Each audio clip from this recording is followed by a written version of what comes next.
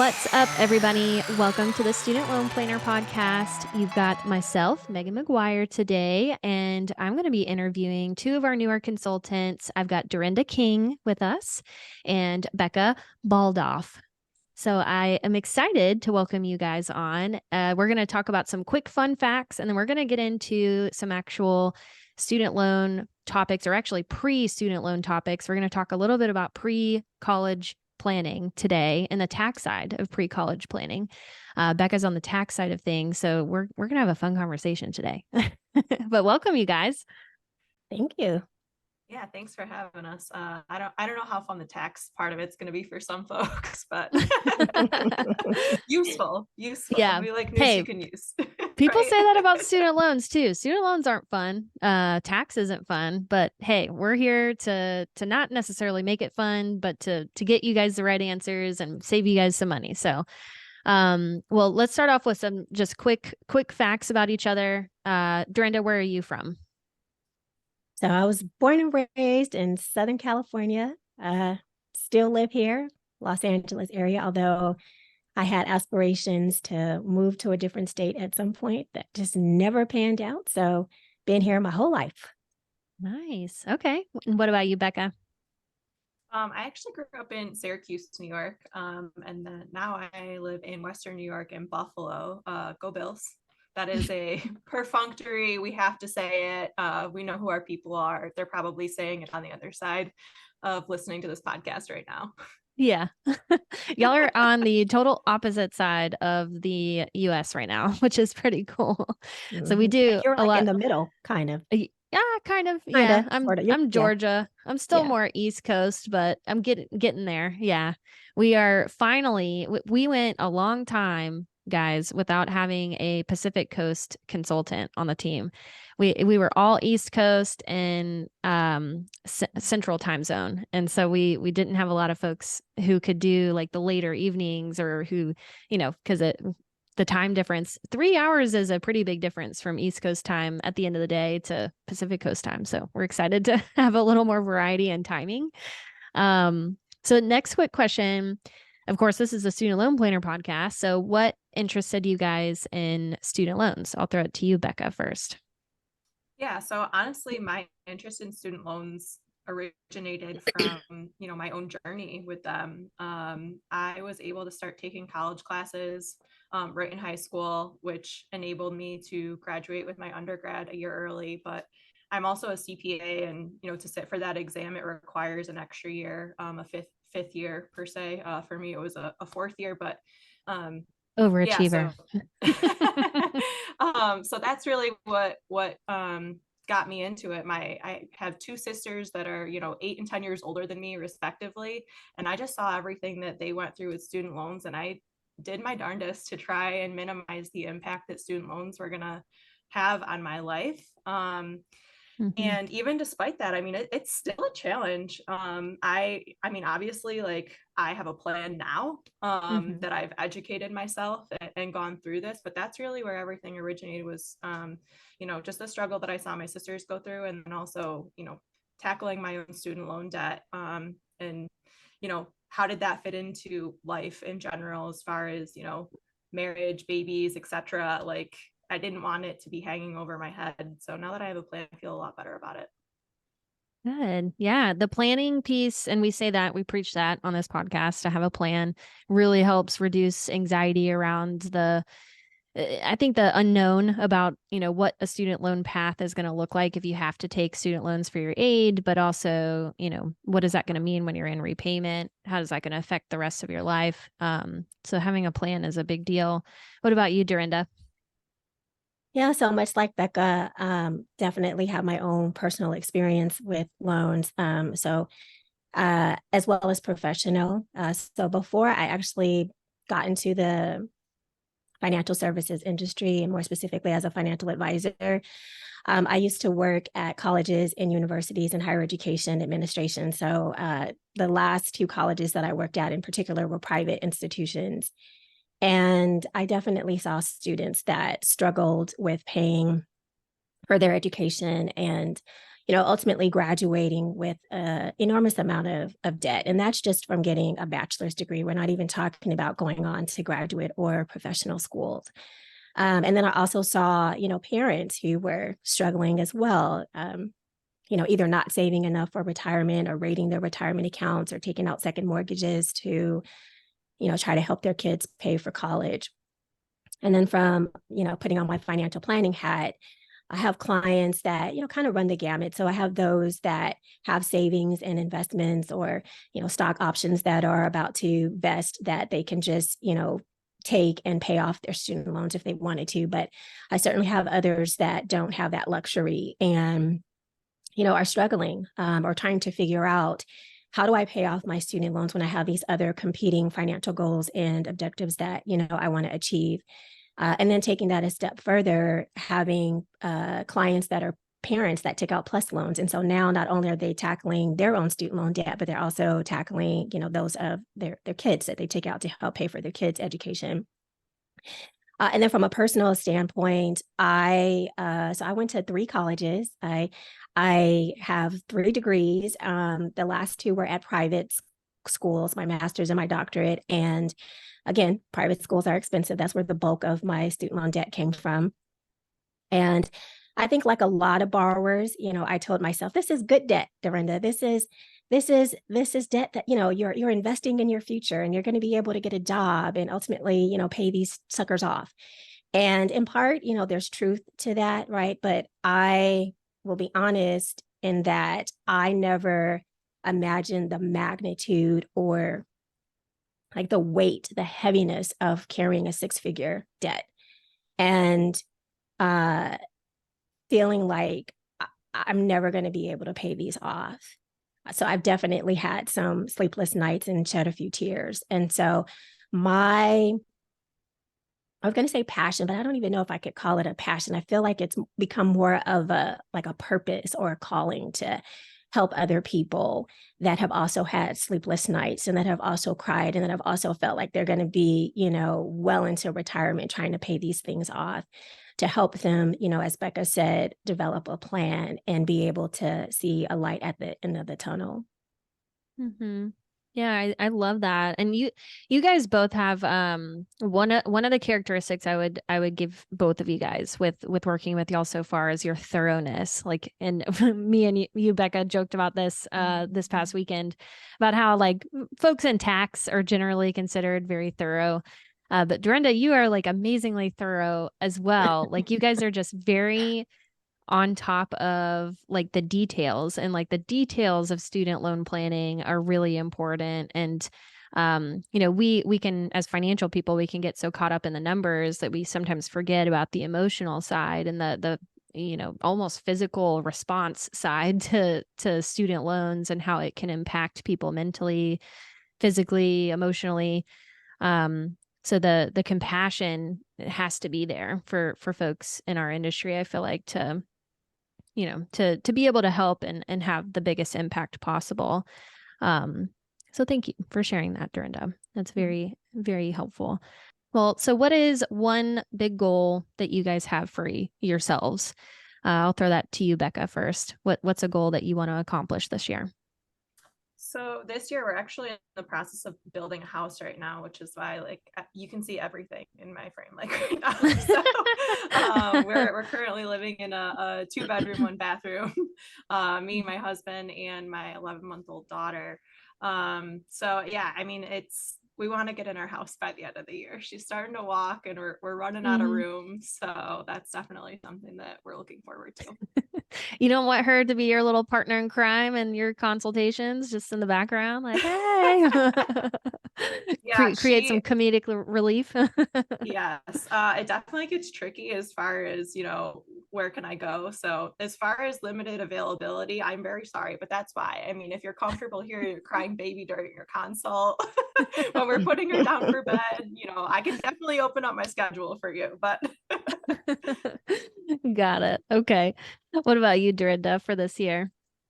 I don't know about this year in particular, but definitely like I said, a life goal, I would say, is to be able to build and grow my business to a point where there is enough revenue to be able to help my family, and more specifically to help, my aunt and my dad are the oldest living relatives that I have, in their senior years. And I don't want them to have to worry about anything. So, I want their long-term care to be taken care of and all of their immediate needs to be taken care of. So, I mean, not that they haven't planned, but if there's any excess expenses that they haven't planned for, I want to be able to just jump in without blinking an eye and help. So, I love more of that. a life goal. Yeah, definitely. Yeah, it doesn't have to be limited to this year for sure, but it could be some steps that you take this year to help you get there. Exactly. Yeah. Well, cool. Well, let's jump into some nerdy stuff. Let's talk about college planning because both of you guys have some experience in college planning. I would love to hear a little bit more about just your business, Derenda, in the college planning space. And I don't even know where to start, but kick me off to how you started doing that type of work and how your process works when you start chatting with someone who's thinking about saving or wanting and desiring to save for their children for college. Sure. So, as I mentioned, before I became a financial advisor, I spent, 20 plus years working in higher education. I earned my doctorate thinking that I was going to be at some point, at a minimum, a dean at somebody's college or university, and ended up changing careers 10 years ago. Got really interested in personal finance. Initially, not necessarily by choice, but by force. But then, like I said, it turned into this passion. Um, and so, because my background is in education, I don't know, maybe certain clients gravitated towards me that had college planning or college funding issues and goals. And so I discovered this niche, if you will, that a lot of financial advisors just don't know about. I mean, most of the time when we talk about financial planning, or more specifically about educational planning and saving, it's, opening up a 529 or opening up a custodial account. It's more on the savings side of it, and not the late stage college planning part of it for folks that just haven't saved, right? But it's, their kids' 12th grade year, and it's like, oh no, what do I do? Yeah. Right. And so my business really focuses on late stage college funding. It's collegiate financial coach. And what I do is I help families that have, that have seniors, right? Or not even necessarily seniors, but mostly 11th and 12th graders, that need help with college funding. And so it goes a step beyond just, investing in a 529 or a custodial account. Again, you may not have already done that. So, the opportunity to do that may not be as readily available or as good of an option for you at this point. So what I do is I help families that have teens that are college bound, and I help them develop a college funding plan. So with that, helping them determine what their expected family contribution is, which is soon to change to student aid index. So helping them determine what that amount is, what that figure is, and ultimately helping them determine, if they're going to qualify for financial aid or not. And if not, which, many of my clients are higher, earning folks. And so, the likelihood of qualifying for financial aid isn't as likely. Then it's looking at what other strategies are available, such as, trying to target schools that have a generous track record of providing merit-based aid. And so ultimately helping them develop a plan that is right for their pocketbook, but that is also going to be the right fit for their children. Mm-hmm. Yeah. And when you say expected family contribution, I didn't realize that they were changing the name of it. That is interesting, but it has always been a really complicated calculation where it's just not a simple like 1.2x times this number. It's different, right? Maybe that they're layering in, they're calling it index.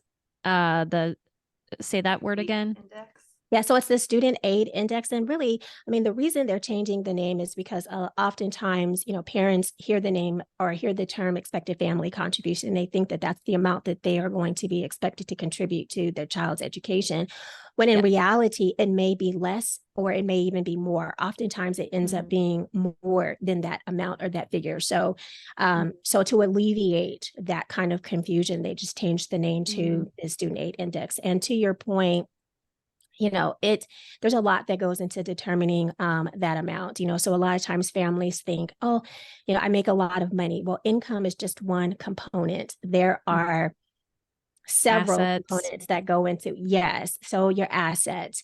And that brings up another good point. There are ways in which families can legally and ethically rearrange their assets so that they're not factored into the financial aid formulas and could subsequently result in them being eligible for, more aid if they do planning early.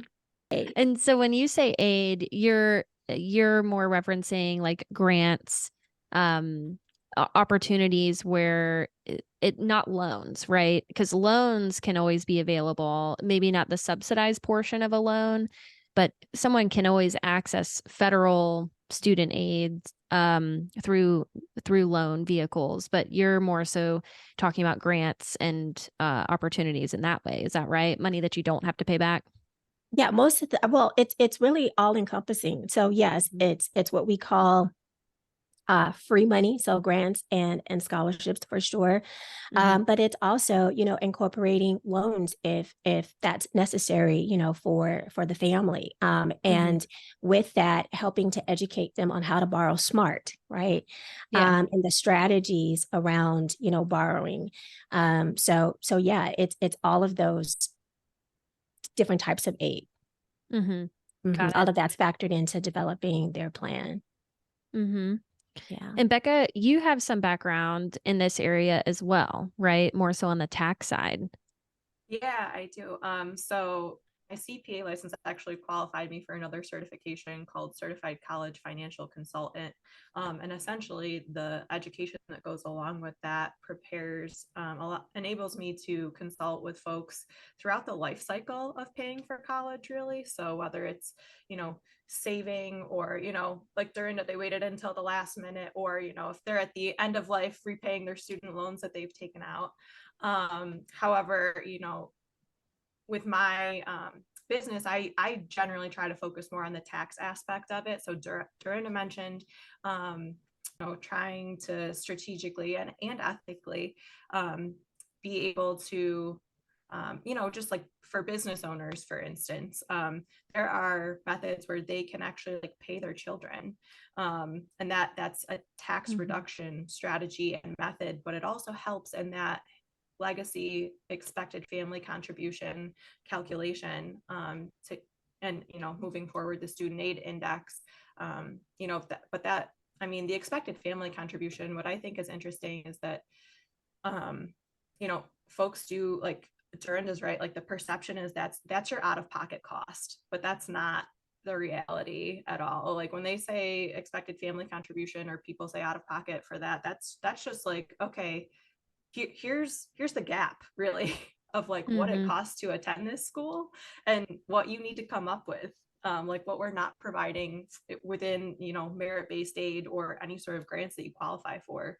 And that's not just federal student loans either. For a lot of families, it's private student loans. And yeah, it's kind of interesting. I think that the tax aspect of it is not something that's highlighted enough. And especially if, you're in a position where you are starting early, like we mentioned, if you're being very intentional about it, there are ways that you can be very strategic so that you're not putting yourself in a spot where you have very limited options. Yeah. Yeah. Cause I think that's the reality of timing. Like if you get to a point where your kid is in 11th, 12th grade, like you did have options in the past and there still are options, but you have limited the flexibility of those options or just the number of opportunities and options that you have, unfortunately. So, and I'll throw this question to both of you guys. What would be a model student in your eyes or a model client in your eyes from someone who comes to you, they just had a child, they say, I really want to save for my child's education. What do I do? Like where do they even go? What would you say to that person who let's maybe set the stage too. They have a good paying job, their spouse also works. Let's say retirement so far is looking good. They've been contributing to retirement, no consumer debt. What would be a response to that person? Well, this is the Student Loan Planner podcast, so I'm going to start off by assuming that they have student loans since they're here. That's a good one. Yeah, I didn't mention that. Let's assume they also have student loans, because that's a tricky part of the equation. Is you're paying down your own loans, but you're wanting to save for your child's education. So let's assume that's safe to assume there. Yes. So the first thing I'm going to say, I'm going to give the party line that Derenda mentioned as far as opening a 529, but not for the reasons that you think. So the Secure Act actually opened the door to allow folks to save up to $10,000 in a 529 account that can be utilized to pay towards their student loans. So that is actually a new vehicle available to folks. The only kind of caveat with that is that, and this is important, why it's important to come to Student Loan Planner and to talk to us first is because depending on what state you're in, your state laws may not have aligned with the Secure Act, and so it may actually be a taxable event. So that's why it's important to come to us and to have a plan and talk to a financial professional, because depending on what state you're in and what 529 plan you're in, you may be setting, have the best of intentions, but setting yourself up for also a hard fall. But that's the first thing that I would, tell folks. And as far as, being an ideal client, I that's where I would start really, but I'll stop really. So you would say, and this is interesting. So you would say, because I think we have a few articles on this actually on our blog, where the availability of 529 funds is there to pay down student loans. So would that mean, and since I'm a technical person, would that mean opening up a 529 in your own name, contributing to it, and then putting that limit, if you are able, to your student loans to take some of the tax benefits of doing that, and then transitioning or changing the name on that 529 to your child? Is that how you would go about it? Definitely. So one of the benefits of a 529 as well, you can actually open the 529 in your own name, like before, like even when you get pregnant, or before you adopt, as long as it's in your own name as the beneficiary. So that's something to think about as well. You don't have to necessarily wait, and given that it would be initially with the intention of just saving towards having like almost like a sinking fund for repaying your student loans, it's not something that you would need to be concerned about not being able to use either. So as far as the 529, there's really great operational flexibility associated with those, which isn't necessarily offered with some other vehicles like an UGMA or an UTMA or other custodial accounts. Now we're really getting into the nitty gritty, but Right.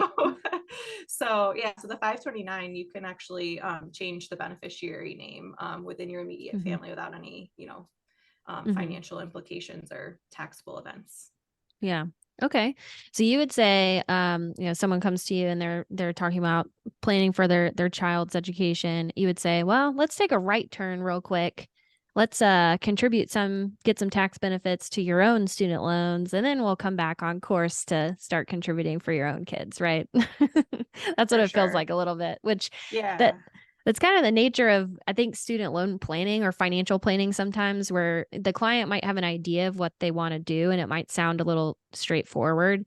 And then they talk to an advisor or a tax professional, and then they're like, I didn't realize I should have considered this. And then it may, take their course a different route, maybe temporarily, like in this case, but it provides a lot of financial benefit to some extent. So what about you, Derenda? What would you say? Or would you like to add on to this strategy? Well, I would say an ideal client is someone that like really comes to the table ready to listen, ready to implement, any recommendations that I make. That wants to do so ethically, morally, honestly. Yeah. Um, So yeah, you'll it's get really those important. clients that'll be like, well, what can I do? Like, do I hide Yeah, money here? Like, I know what you exactly. mean. Right. So that's really important. Hmm. And yeah, that are just ready to implement the recommendations that I make to help them, with developing their plan. And even if that incorporates student loans, to not be afraid to borrow. Like there's a way to borrow responsibly. And there's a way to, end up being able to strategically pay off that debt. And even in some instances, see a portion of it being forgiven. So I think Hmm. that's really important too, to just not be afraid to borrow, but be willing to learn the different strategies and ready to implement them as you begin to tackle that debt. Hmm. But your Yeah. average family can't afford to pay for college outright, especially if they have multiple children. So it Hmm. becomes really about borrowing responsibly. Yeah.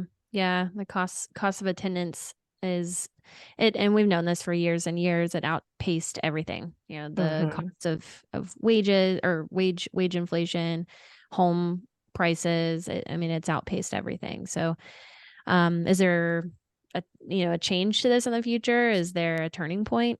I don't know. We'll see. Now a lot of times, advisors and I know I've recommended this in the past, but 529s can be limited in the sense that they can only be used for those qualifying education expenses, and they're pretty broad though. Like you could use 529 funds for many things, not just tuition, but to the extent of if it's possible to save too much in a 529 because maybe the child gets a full ride scholarship, or they take a cheaper college direction, or they don't go to college. Maybe they don't decide not to, or have a different career goal path in mind.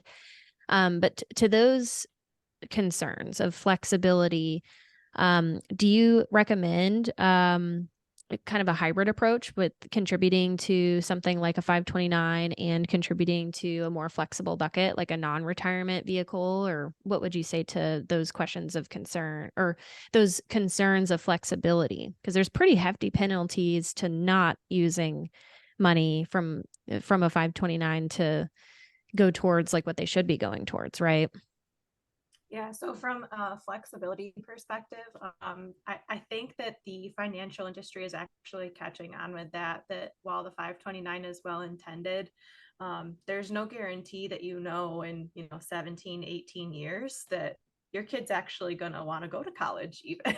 Yeah. Like we could be in a completely different environment at that point. So one of the things that, as far as flexibility that I've come across recently is that they are offering rollovers into retirement accounts from 529s. There's, an associated lifetime limit for that as well. But even using retirement accounts themselves, you can actually use retirement accounts as savings vehicles for college as well. So it's kind of like the concept of having the parent put their own oxygen mask on first on the airplane, Hmm. addressing your own student loans and preparing for your own financial future. You don't want to shirk your responsibility for saving for your own retirement or anything, especially because withdrawals from retirement accounts, even if they happen before you would normally be able to access them for retirement, those are also qualified distributions as far as education funding. Mm-hmm. So some flexibility there. What about you, Dorinda? What are your thoughts on? I don't have a whole lot to add. I think that Becca nailed it. Other than, there's this saying that you can always borrow for an education, but you can't borrow for retirement, right? So the analogy that she used of, putting your own, putting the oxygen mask on yourself first is really key. Mm-hmm. Yep.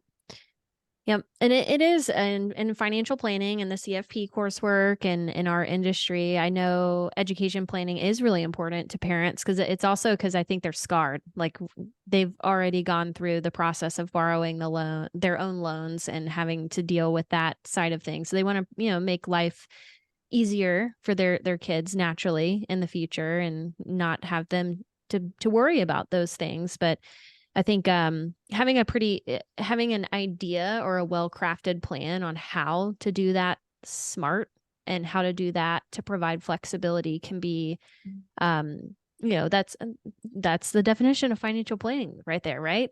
Giving ourselves options, giving ourselves flexibility, planning for what's important, but also not overlooking taking care of yourself. But thank you guys for the insights. I think that's super helpful. And when it comes to loans, I know you guys have been on lots of calls about Parent Plus loans so far. And Parent Plus loans are becoming more and more of our consultation business because cost of education is getting more and more expensive, and loans might be the thing we have to run to for, just the availability of options we have depending on when you're looking at this. So how have those consultations been going, guys? I know they're they're a little harder because we're talking about the double consolidation right now. That process has recently gotten a little more tricky with just some of the process changes within the federal system. But Derenda, I know you and I have worked on quite a few Parent Plus consultation cases together. What are some of your takeaways or words of wisdom for folks who have Parent Plus loans or who may need to be borrowing them in the future? What are some thoughts there? Well, there are definitely strategies, and Megan is the double plus loan consolidation queen.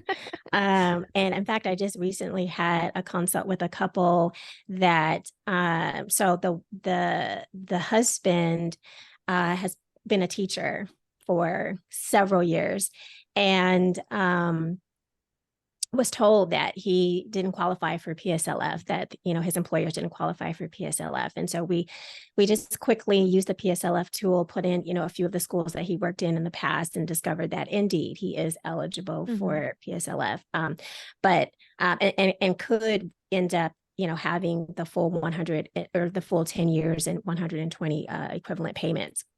But the wife had taken out the plus loans for their son, and she also had her own loans from undergrad. And fortunately, she had not consolidated anything. She just waited for a consult, and it worked out perfectly because now she's going to be able to do the double consolidation, and then eventually consolidate those with her loans, and then end up being on a repayment plan that is going to result in a payment that's so much more reasonable for she and her family. So, yeah. So I don't know if that answered the question. You said key takeaways. What are some key takeaways? Just that there are strategies out there, people, that, I mean, listen, since coming, I'm pretty astute, right? I thought I knew my stuff, right? And since coming to Student Loan Planner, my mind has been blown. I mean, there are so many strategies and loopholes and techniques and so much information